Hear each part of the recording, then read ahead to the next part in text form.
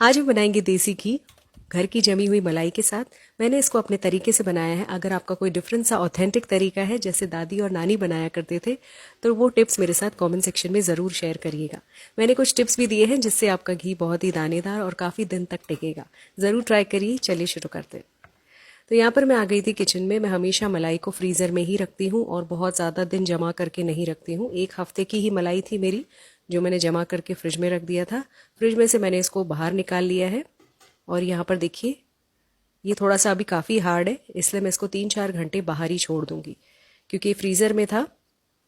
ये आज का दूध है जो मैंने सुबह उबाला था और इसको फ्रिज में रख दिया था। फ्रिज में रखने के बाद दूध बहुत अच्छे से ठंडा हो जाता है और ऊपर जो मलाई जमती है ये मैं इस तरह से निकाल लेती हूँ।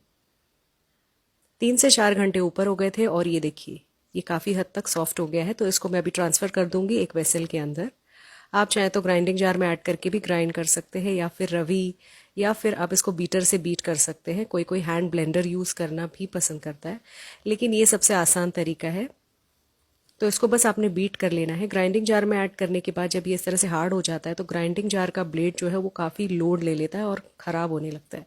इसलिए इसको बस हाथों से अपने इस तरह से फेंट लेना है। बस कुछ ही टाइम बाद आप देखेंगे कि ये इस तरह से कडल हो जाएगा और इसमें से पानी बाहर निकलने लगेगा, जिसे हम बटर मिल्क भी बोलते हैं। जब ऐसा हो जाए तो थोड़ा सा बर्फ़ का पानी ऐड कर ले उसके अंदर और उसको बीट कर ले। बर्फ़ ऐड करने से जो बटर है वो काफ़ी हद तक थिक हो जाएगा, हार्ड हो जाएगा और एक साइड में आ जाएगा। तो ये देखिए आप देख सकते हैं बटर यहाँ पे बन के तैयार है। आप इसको नीचे फ्रिज में ना 3 से 4 दिन रख सकते हैं। अब यहाँ पर मैं सारा बटर बाहर निकाल लूँगी और बटर मिल्क को हम सेपरेट कर लेंगे। कुछ लोग बटर मिल्क इस्तेमाल करना भी प्रेफर करते हैं, लेकिन बटर मिल्क क्योंकि काफ़ी दिन तक फ्रीज़र में रखा हुआ था मलाई, इसलिए मैं तो इस्तेमाल नहीं करती हूँ। आप इससे आटा वगैरह गूंद सकते हैं तो आपकी रोटी सॉफ्ट बनेगी। तो बटर मिल्क को मैंने साइड में निकाल लिया है और यहाँ पर देखिए अभी भी काफ़ी बटर लगा हुआ है।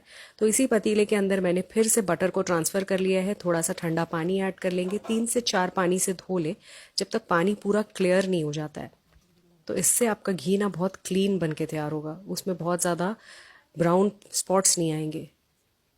ये देखिए अब हम इसको कढ़ाने के लिए छोड़ देंगे गैस के ऊपर।